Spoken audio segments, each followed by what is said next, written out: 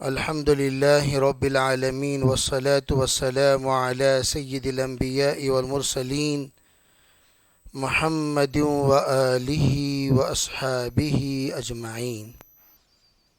أما بعد فأعوذ بالله من الشيطان الرجيم. بسم الله الرحمن الرحيم. صراط الذين أنعمت عليهم غير المغضوب عليهم ولا الضالين. سبحان ربك رب العزة عما يصفون وسلام على المرسلين والحمد لله رب العالمين. اللهم أيدنا بتأييدك، اللهم أيدنا بتأييدك، اللهم أيدنا بتأييدك يا رب العالمين. محترم معزز خواتین، اللہ جل شانہ نے قرآن پاک کی پہلی سورت سورہ فاتحہ کی 5ویں آیت ایاک نعبد و ایاک نستعین کے بعد اہدنا الصراط المستقیم کے ذریعے سے اس بات کا حکم دیا کہ ہر بندہ اور بندی پر لازم ہے کہ وہ اللہ سے صراط المستقیم کا مطالبہ کرے. جب صراط المستقیم کا مطالبہ کرے تو اللہ تعالیٰ تو صراط المستقیم اچھی طرح جانتا ہے،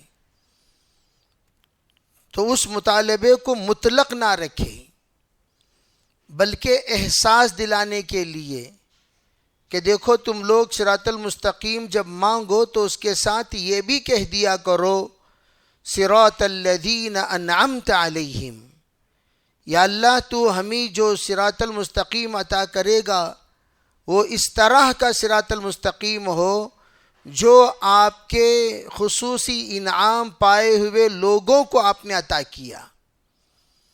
اب علماء یہ کہتے ہیں کہ دیکھو مانگنے والے مختلف قسم کے ہوتے ہیں، چھوٹے بڑے، پڑھے لکھے ان پڑھ، جاننے والا انجان، گوار انسان بھی مانگ رہا ہے، پڑھا لکھا انسان بھی مانگ رہا ہے، بڑا بھی مانگ رہا ہے، چھوٹا بھی مانگ رہا ہے. لیکن علماء کہتے ہیں کہ جب اللہ سے مانگو تو ہمیشہ کامل مانگا کرو.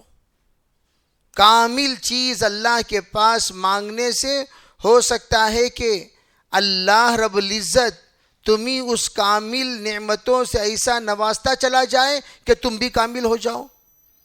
تو کبھی بھی اللہ سے یہ مت مانگو کہ اللہ تھوڑا سا علم دے، تھوڑی سی ہدایت دے، تھوڑا سا حیا دے، تھوڑی سی شرم دے. اللہ سے تھوڑا مت مانگا کرو، اللہ بہت بڑا ہے. اللہ سے جب مانگو تو اللہ سے کامل چیزیں مانگا کرو. تم جب اللہ سے اہدنا الصراط المستقیم مانگنے کے لیے بیٹھے ہو تو آپ یوں مت کہیے کہ یا اللہ فلاں چھوٹے سے صراط المستقیم جو فلاں کو تو نے عطا کیا، فلاں کو تو نے عطا کیا، فلاں کو تو نے عطا کیا. جیسے کسی کے ذہن میں ایک نمازی صراط المستقیم سمجھ میں آیا تو اس نے نمازی کو جتنی توفیق دی اتنی صراط المستقیم مانگی، روزے دار کو جتنی توفیق دی اتنی صراط المستقیم مانگی، حج کرنے والے کو جتنی توفیق دی اتنی صراط المستقیم مانگی. علماء فرماتے ہیں جب اللہ کے سامنے مانگتے ہیں تو کامل مانگا کرو. صراط الذین انعمت علیہم، یا اللہ جو تیرے خصوصی انعام پائے ہوئے نیک اور برگزیدہ بندوں کو جیسا تو نے راستہ بتایا ویسا راستہ مجھے بھی بتا، ہمیں بھی بتا. علماء کہتے ہیں اس کی وجہ کیا ہے؟ فرمایا جس وقت بندہ مانگے گا چاہے بندہ کتنا ناقص کیوں نہ ہو، اللہ رب العزت اس کی دعا کی برکت سے من النبیین، نبیوں کی صفات حرکت، نبیوں کی صفات حرکت، نبیوں کے صفات جس کے ذریعے سے بندوں کے درمیان بندہ مقبول ہوتا ہے، محبوب ہوتا ہے، چہیتا ہوتا ہے، ہدایت یافتہ ہوتا ہے، مہتدا ہوتا ہے، مہدی ہوتا ہے، وہ صفات سے اللہ نوازتا چلا جائے گا. پھر من النبیین کے بعد صدیقین کی صداقت، امانت، دیانت اور ان تمام چیزوں کی حفاظت کرنے کے اوصاف اوصاف و اللہ رب العزت کی طرف سے صلاحیت، یہ سب اس بندے کو نصیب کیے جاتے ہیں جو بندہ ان بزرگوں کو مد نظر رکھ کر صراط الذین انعمت علیہم مانگے۔ صرف اتنا ہی نہیں، من النبیین اور صدیقین کے بعد والشہداء، یا اللہ شہداء کی شجاعت مجھے عطا فرما، شہداء کی استغنائیت مجھے عطا فرما، شہداء کی جرأت مجھے عطا فرما، شہداء کی جو اس سخاوت مجھے عطا فرما۔ گویا شہداء اپنے آپ کو اللہ کے سامنے پیش کر رہا ہے، اس سے بڑھ کر سخی کائنات میں کون ہو سکتا ہے؟ ارے بھی کسی کی سخاوت چند روپے کی ہے، کسی کی سخاوت چند لمحات کی ہے، کسی کی سخاوت چند دنوں کی ہے، کسی کی سخاوت چند سالوں کی ہے، کسی کی سخاوت پوری زندگی کی ہے۔ شہید نے اپنی پوری زندگی کو سخاوت میں دے دیا۔ تو اللہ سے ہم کیا مانگ رہے ہیں؟ صراط الذین انعمت علیہم، اے اللہ تو شہادت والی سخاوت بھی مجھے عطا فرما، جو شجاعت، جو سخاوت، جو انابت تو نے شہید کو عطا فرمایا وہ مجھے عطا فرما۔ صراط الذین انعمت علیہم سے اللہ سے وہ صفات کے ساتھ ہم دعا مانگتے ہیں۔ پھر والصالحین والشہداء والصالحین، فرمایا صالحین نیک لوگ، نیک دل، نیک نظر، نیک ذہن، نیک سوچ، نیک فکر، نیک جذبات، نیک خیالات، نیک ارادے، نیک حرکات، نیک سکنات، یہ سب مجھے عطا کر۔ گویا ہم نے یہ ایک معمولی سی دعا مانگی، وہ ہمارے نزدیک معمول ہے جو روزانہ ہم مانگ رہے ہیں، لیکن اللہ کے نزدیک ایسے جامع دعا ہے، اس سے بڑھ کر کوئی جامع دعا نہیں ہو سکتی۔ ارے بھئی ہم نے دنیا اور آخرت سب مانگ لیے، جیسے تو نے نیک لوگوں کو دنیا دی، نیک لوگوں کو امانت دی، نیک لوگوں کے صفات دیے دنیا میں، ویسی دنیا میں ہمیں صفات بھی عطا فرما۔ جیسے ان کو تو نے نیک موت دیے، وہ موت بھی ہمیں عطا فرما۔ جیسے تو نے ان کے ساتھ خبر میں برتاؤ کیا، ویسے برتاؤ ہمیں عطا فرما۔ جیسے تو ان کے ساتھ حشر میں برتاؤ کرے گا، ویسا برتاؤ ہمیں عطا فرما۔ جیسے وہ پل صراط پر سے پار ہوں گے، ویسے پل صراط پر سے پار ہونا ہمیں نصیب فرما۔ جیسے وہ ان الابرار لفی نعیم، نیک لوگ اصحاب الیمین میں شمار ہوں گے، یعنی سیدھے جانب والوں میں، یا اللہ اس طرح کے شمار ہمیں بھی فرما۔ پھر جس طرح وہ لوگ بغیر حساب کتاب کے جنت میں جائیں گے، اس طرح کی توفیق ہمیں بھی عطا فرما۔ یہ پورے دنیا وما فیہا، آخرت وما لہو، ان تمام کو گھیر لیا گیا صرف اس دعا میں جس کو ہم روزانہ مانگتے ہیں، صراط الذین انعمت علیہم۔ حالانکہ ہم لوگ سرسری طور پر سمجھتے ہیں صراط الذین انعمت علیہم کو، اتنے معنی اس کے اندر پوشیدہ ہیں۔ صراط الذین انعمت علیہم کوئی معمولی دعا نہیں ہے۔ کیا اللہ کو پتہ نہیں؟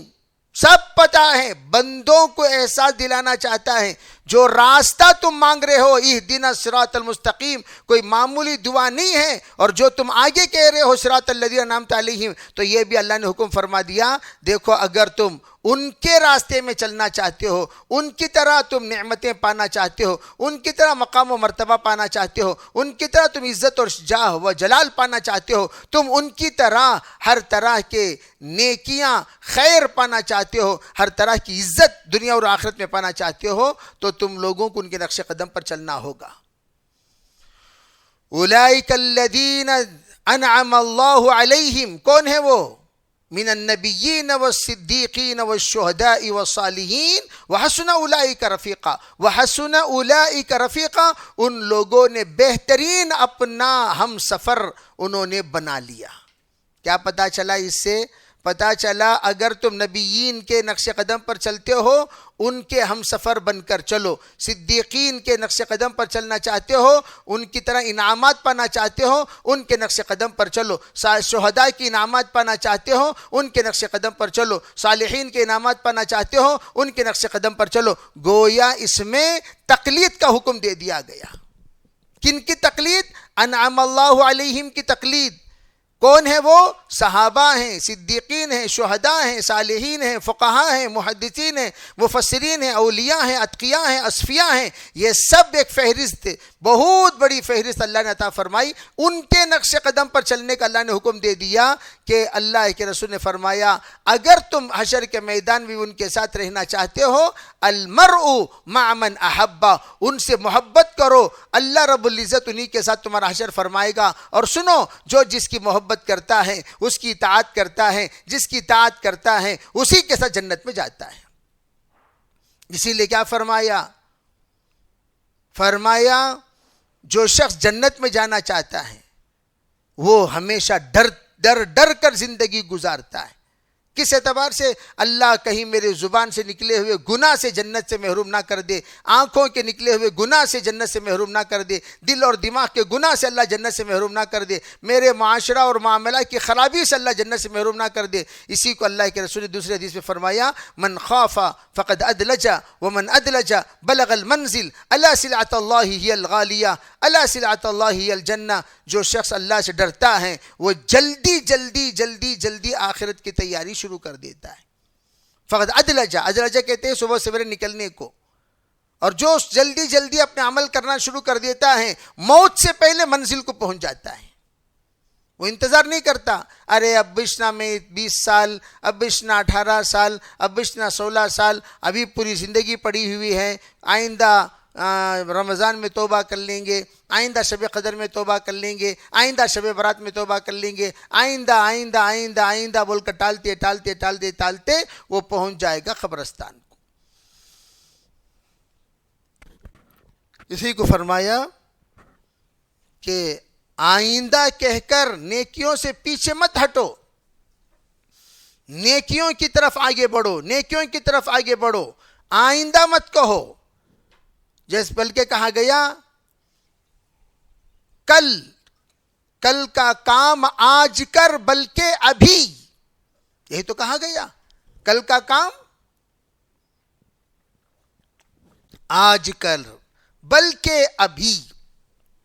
اللہ کے رسول علیہ السلام تعجب سے صحابہ اکرام سے پوچھا ارے بھئی تم لوگ کس چیز کی انتظار کر رہے ہو؟ صبح پردہ کریں گے، صبح نماز پڑھیں گے، صبح باحیا بنیں گے، صبح تقوی اختیار کریں گے، صبح جھوٹ بولیں گے، صبح بد نظری چھوڑیں گے، صبح بد سماعی چھوڑیں گے، صبح بد ذہنی چھوڑیں گے، کل کل کل کل کل کل کہتے کہتے کہتے کہتے موت قریب آ گئی. اسی لیے آپ نے حکم دیا بادروا بالاعمال الصالحہ، ارے او لوگو نیک عمل جلدی جلدی کر لو. کب؟